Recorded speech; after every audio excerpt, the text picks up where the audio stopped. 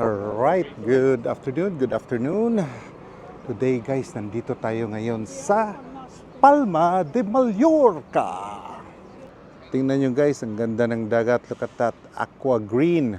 Look at that, no? And then in the distance guys, that's where our target is. And we're gonna go to that cathedral. Alright, so nandito tayo, naglalakad lang sa La Escalera. And medyo mainit na ngayon dito ngayon sa Spain, no? Kaya we are now wearing shorts. Shorts na tayo ang attire natin guys kasi wala nang lamig. So yun ang ano. Anyway, pupuntahan natin yung cathedral and hopefully guys, maipakita ko lang sa inyo itong napakagandang cathedral. One of the best here in Europe actually. So ayan, tawid na tayo. Itong Palma de Mallorca by the way is isa sa mga lugar dito sa Mediterranean na pinupuntahan talaga ng mga turista. So medyo nag-iba na talaga yung weather ngayon, no? And so does the tourist kasi yung mga tourist, ang damit nila iba na rin, no? Pang summer na rin. And guys, tingnan niyo. Napakaganda talaga ng cathedral na to. And by the way, ayan, naglipanan na naman itong mga nagbibinta ng mga second hand, or not second hand, like first class, genuine fakes. So ayan guys, kadalasan nagbibinta din yung mga may itim. Look at that. So ayan guys, tingnan yung mga attire ng mga tao dito. Pang ano na talaga, summer. So dati may falls diyan, no? Or fountain. And yan, pumuputok-putok from time to time. And ayan, this is the city walls and the cathedral. Alright, akyatin natin yan. So ayan, pasok na tayo guys, no? And ayan, medyo akyatin konti. Pero kaya natin yan. Alright. So guys, ang tagal ko nang nakapunta dito is more than 5 years.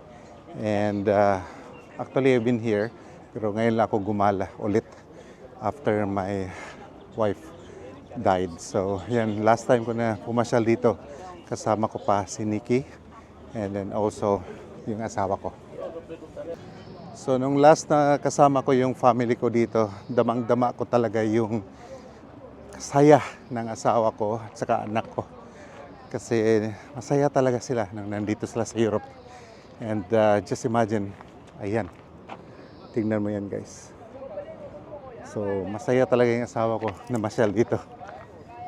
So itong pasyal ko na to brings back sad memories, but at the same time good. In the sense na masaya talaga yung asawa ko at saka anak ko na nandito sila. And look at that guys. Sakay-sakay nila yan dati. Alright? Alright. Yan guys. Look at that. This is a Gothic design. And parang inspired siya ng Gaudi. Those, supports over there. And the facade. Oh my God.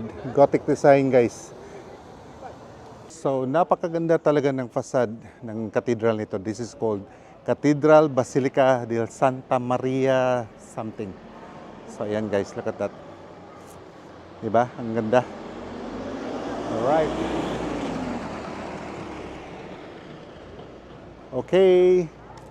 Sadly, hindi na tayo pwedeng pumasok guys, na. Wala atang opening ngayon or maybe you have to pay. So, look at that. The facade is like Gothic design, no?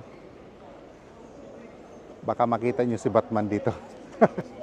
And in front naman ng ano guys, itong cathedral is the like a Spanish fort, okay? So may mga canyon dito.